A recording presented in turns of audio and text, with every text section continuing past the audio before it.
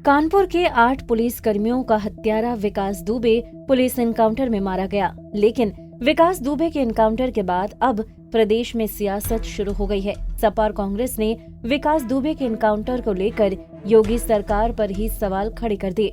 Samajwadi party के नेता और एमएलसी सुनील सिंह साजन ने कहा कि कार नहीं पलटी बल्कि सरकार को बचाने की कोशिश की गई। अब दोषियों पर सरकार क्या कार्रवाई करेगी?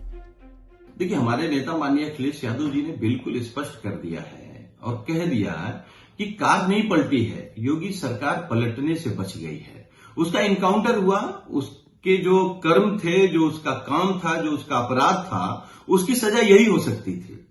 लेकिन आखिर अब उनका क्या होगा? जो उसके पीछे जो अधिकारी थे, जो भारतीय जनता पार्टी के नेता थे, मंत्री थे, सांसद थे, विधायक थे, जो उसको पनाह दे रहे थे, जिसकी बदौलत उसने इतना बड़ा हत्याकांड किया, 8 पुलिस वालों को शहीद कर दिया, आखिर वो कैसे जेल जा पाएंगे? वो तो बच गए, उनको तो योगी सरकार ने बचा लिया, क्योंकि अगर वो ढेर नहीं होता तो योगी सरकार ढेर हो जाती।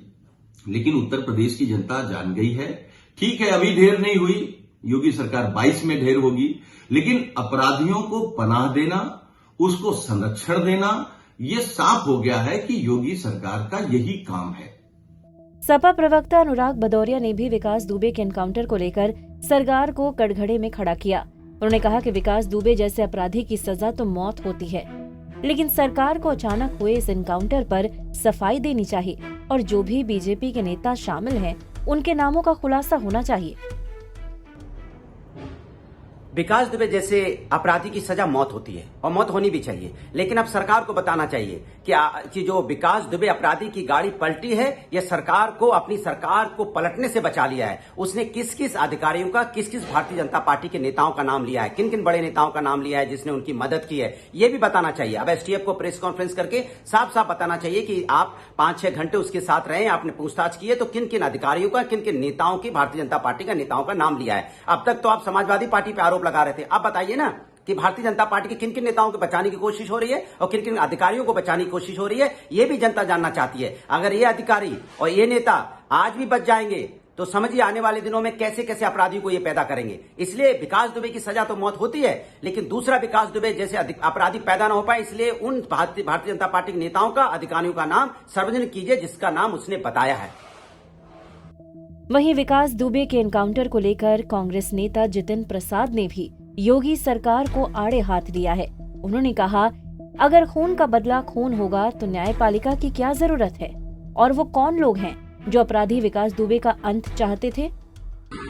आज जो उत्तर प्रदेश में कानपुर में घटनाक्रम हुए हैं, उससे सरकार की कार्यशैली पे बहुत से सवाल उठते हैं। जनता में आक्रोश है और सवाल पूछ रही है कि सरकार की कार्यशैली और अपराधियों की कार्यशैली में क्या फर्क है।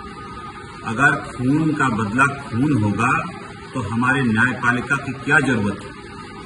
और ये जो प्रकरण हुआ है, इससे ये भी सवाल उठ रहे हैं कि कौन वो लोग हैं जो ये चाहते थे कि उस कुख्यात अपराधी का अंत हो जाए और उसी के साथ सारे राज दफन हो जाएं और उन लोगों को छूट मिल जाए जो बड़े पदों पर बैठते हैं और संरक्षण देते हैं ऐसे अपराधियों को, तो जो जनता के ऊपर और लोगों के ऊपर कहर ढालते हैं। इसके साथ ही कांग्रेस एमएलसी दीपक सिंह ने कहा कि पूरा प्रदेश चाहता था विकास दुबे का अंत हो, आज उसका अंत भी हो गया।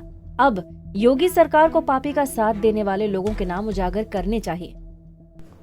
जब से प्रदेश में विकास दुबे का प्रकरण उछला है, पूरा प्रदेश चाहता था पाप और पापी दोनों का अंत हो।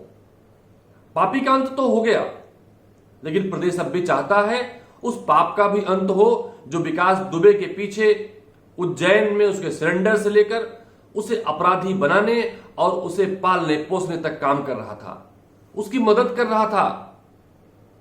कहीं वो चीजें दफन ना हो जाएं, इसलिए कांग्रेस पार्टी चाहती है कि उनके नाम भी उजागर हों, उन तथ्य भी उजागर हों और उनके मददगारों को भी सजा मिले। आपको बता दें कि उज्जैन से कानपुर लौटते समय एसटीएफ की गाड़ी डिवाइडर से टकराकर पलट गई थी, जिसके बाद विकास दुबे ने भागने की कोशिश की और पुलिस फायरिंग में विकास दुबे मारा गया। लखनऊ से अनिल सैनी की रिपोर्ट, पंजाब केसरी टीवी।